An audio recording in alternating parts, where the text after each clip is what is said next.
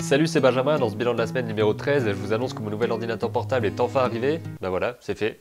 On parle aussi d'animation, de prochaines vidéos et de quelques ressources que je vous conseille.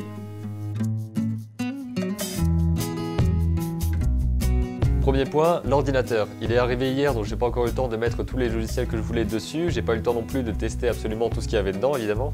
Mais à la première prise en main, je suis vraiment très content parce que déjà niveau affichage, ça n'a rien à voir. Je passe de pas Full HD à Full HD avec des très bonnes couleurs, etc. Donc c'est vraiment bien pour le travail que je vais faire avec. Au niveau des performances, elles sont beaucoup plus hautes sur ce nouvel ordinateur, ce qui fait que j'aurai plus de problème de latence avec la tablette. Parce qu'avant, elle se passait des fois une demi-seconde entre le moment où je faisais un trait et le moment où il apparaissait à l'écran. Donc quand on dessine, quand on fait de l'animation, c'est vraiment problématique d'avoir ce genre de problème. C'est vrai qu'il est problématique ce problème quand même. Puisque maintenant que j'ai beaucoup de ressources, je vais pouvoir capturer mon écran beaucoup plus facilement avec OBS, dont je vous ai déjà parlé dans une précédente vidéo. Ce qui veut dire que je pourrais enregistrer en vidéo ce qui se passe sur la tablette. En même temps, je pourrais enregistrer ma voix avec ce petit microphone basique. Et en même temps, je pourrais aussi avoir la miniature de ce qui se passe sur la webcam, donc vous parler directement sans avoir ensuite synchronisé deux vidéos différentes. Parce que pour l'instant, je devais enregistrer ce qui se passe sur la tablette, après diffuser la vidéo. Pendant ce temps-là, je la commentais avec cet appareil photo là. Et ensuite, je devais synchroniser deux sources différentes sur une vidéo dans le montage, donc c'était vraiment pas pratique. Et là, normalement, je pourrais faire tout en un sans aucun problème, donc ça va vraiment être beaucoup plus pratique et je pourrai en faire beaucoup plus facilement. Je l'ai déjà dit. Je vous reparlerai certainement de cet ordinateur lorsque j'aurai un peu plus testé, donc je pense au bout de quelques semaines, peut-être une semaine ou deux, pour vous dire vraiment quelles sont les différences au niveau des performances et au niveau de la productivité que j'ai comparé à cet ancien ordinateur là. Désolé pour le bruit de chaise. Je voulais vous parler aussi d'animation parce que cette semaine je passais mes journées à faire des tests avec TV Paint, donc à faire des petits tests, de petites animations de quelques secondes pour comprendre un petit peu mieux les principes de l'animation. Donc il y en a 12. Merde. On en reparlera dans d'autres vidéos, je ferai une vidéo pour chaque principe de l'animation je pense. En tout cas j'ai fait pas mal de tests, des animations de quelques secondes pour comprendre un petit peu mieux comment gérer les déformations, comment gérer le poids, comment gérer plein de petites choses comme ça. Donc c'est le début, j'ai pas vraiment pu faire de tests qui soient extrêmement concluants, il y a toujours des choses à améliorer. Mais en tout cas je vais vous faire une petite vidéo où je reviens sur les exercices que j'ai fait cette semaine en vous montrant pas à pas comment je les ai accomplis et ce que ça m'a permis d'apprendre. Ce sera évidemment pas des explications hyper fournies puisque je m'y connais pas encore très bien techniquement, mais je vous expliquerai ce que j'ai compris, ce que j'ai appris et ce que je compte apprendre aussi par la suite. Donc comme d'habitude, partagez un peu l'expérience pendant que je suis en train de la faire. Je suis pas un expert mais ça vous permet de voir un petit peu comment j'évolue et je pense que comme on peut être à peu près au même niveau, ça vous permettra peut-être de comprendre certaines choses puisque j'ai appris 2-3 trucs.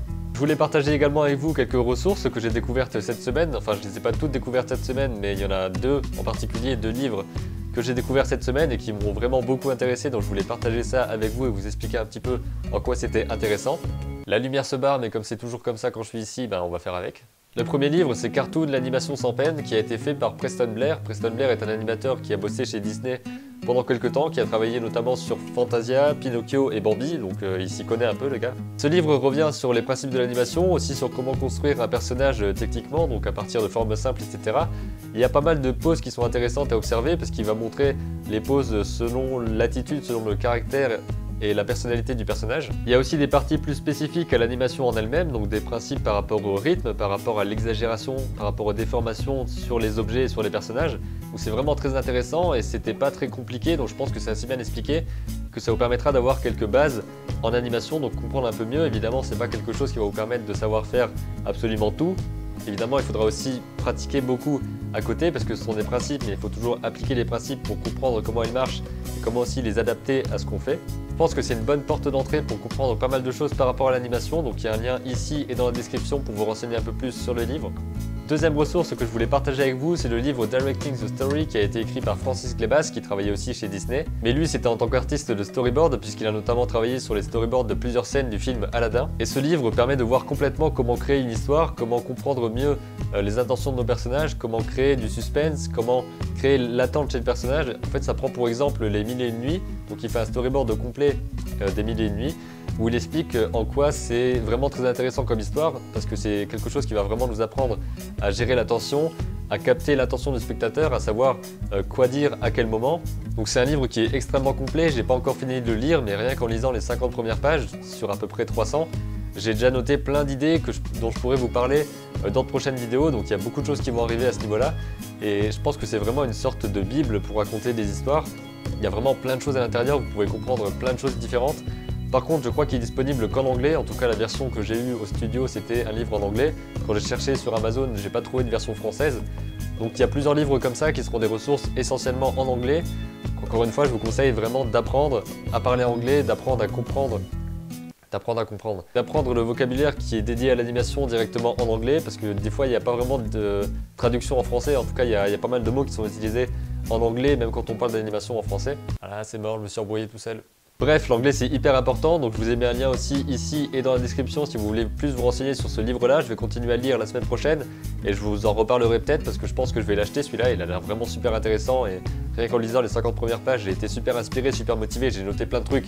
Donc c'était vraiment cool et je pense que ça va vraiment être un de mes livres incontournables que je veux avoir dans ma bibliothèque pour avoir plein de conseils tout le temps.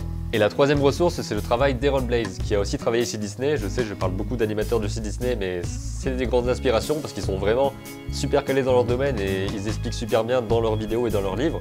Donc je vous en parle forcément. Aaron Blaise a travaillé sur Le Roi Lion, sur La Belle et la Bête, il a été le réalisateur de Frères des Ours. Donc il a vraiment une grande expérience dans le domaine de l'animation, il fait aussi pas mal de dessins et pas mal de peintures. Donc je vous conseille d'aller regarder sa chaîne YouTube parce qu'il y a vraiment plein de ressources à l'intérieur. Il y a des conseils par rapport au dessin, des conseils par rapport à Photoshop par exemple, des conseils par rapport à l'animation en particulier sur TV Paint.